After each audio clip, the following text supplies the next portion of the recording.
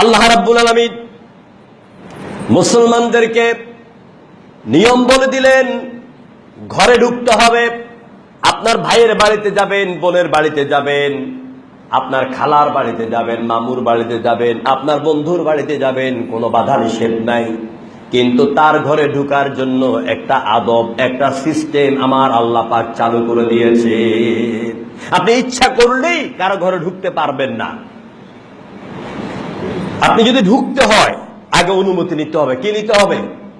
অনুমতি নিতে হবে। আপনি যাইয়ে দরজাটা খুললে আপনি ঢুকে যেতে পারবেন না। আপনি জানেন না যে এই ঘরে কে আছে, কোন অবস্থায় আছে, এটা আপনি জানেন না।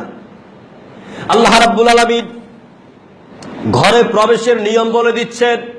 আমি যত দলিল দিব কোরআনের দলিল দিব, কারণ কোরআনের হাদিসের আলোচনায় একদিন একদিন আমার ভিতরে পরিবর্তন আনতে পারে, আপনার ভিতরে পরিবর্তন আনতে পারে। বিশ্বনন্দিত কবি আল্লামা ইকবাল বলেন, सुनते सुनते डुगमहाई माफिले बेदात को कान बहरा हो गया तो दिल बहरा दिल मरजा हो गई। তুমি বেদাত পূর্ণ এবং বানানো কিচ্ছা কাহিনী পূর্ণ মিষ্টি মিষ্টি কথার ওয়াজ শুনে শুনে তোমার কানটাকে তুমি বয়রা বানিয়ে দিয়েছো, আর তোমার ইমানি দিলটাকে তুমি মেরে দিয়েছো।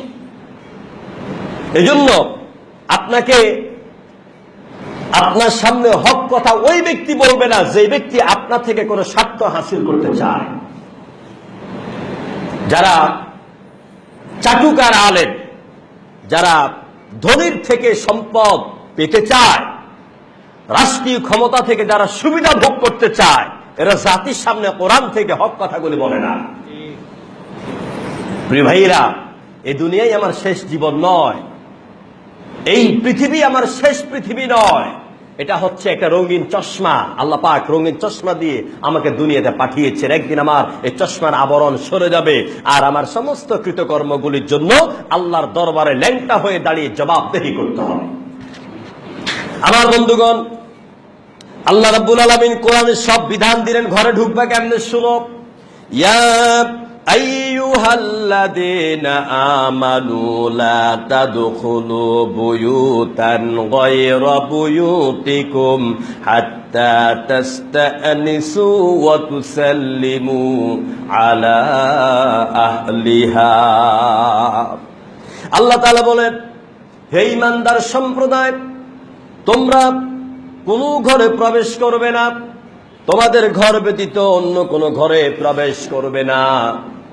এই কথা বলার পরে এবার আল্লাহ পাক অনুমতি দিচ্ছেন, হাত্তা তাস্তানিসু ওয়া তুসাল্লিমু আলা আহলিহা। যেই কোনো বাড়িতে যাবে, যেই কোনো ঘরে যাবে, সেখানে ঢুকবে না ততক্ষণ পর্যন্ত যতক্ষণ তুমি ওই ঘরের মালিককে সালাম না বলেছো, আসসালামু আলাইকুম ওয়া রাহমাতুল্লাহ। এই সালাম দেবে তুমি। ভেতর থেকে জিজ্ঞেস করবে, কে? আমি। আমি এই আমি বলে জবাব দাও। রাসূল হাদিসে নিষেধ করেছেন। আপনি বলবেন, আমি আব্দুর রহমান, আমি আব্দুল খালেক, আমি আব্দুর রহমান। এভাবে আপনি নাম বলতে হবে, তাহলে ঘরের লোক চিনবে, নতুবা আপনাকে চিনবে না। বর্তমানে আমাদের দেশে বাসাবাড়ি ভেঙে ডাকাতি হয় নাকি হয় না?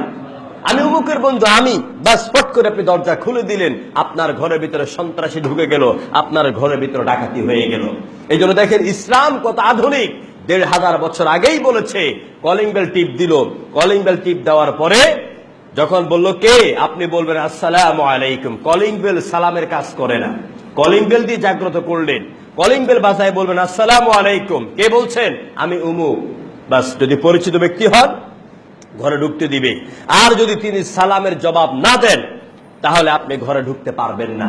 ভিতরে ঢুকার অনুমতি যদি না দেয়, আপনি ঘরে ঢুকতে পারবেন না।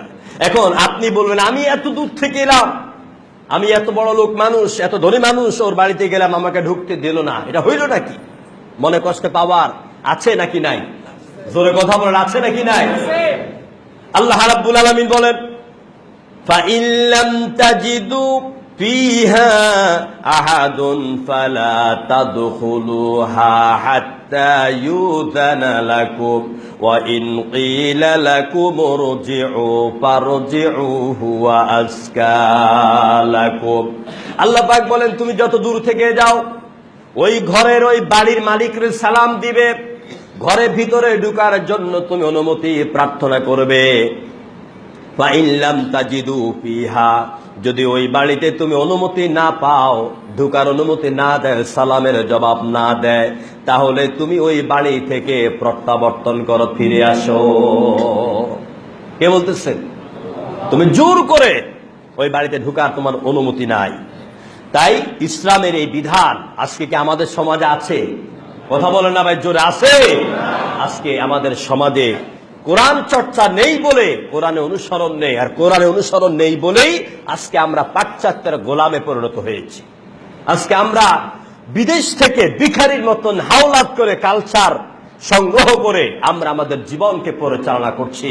আজকে মুসলমান মদিনার আদর্শের কাছে নেই বলে আমাদের জীবনে আজকে দুঃখ দুর্দশা, আজকে বেপরদা হয়ে চলার কারণে নারীদের মুখে এসিড পড়ে,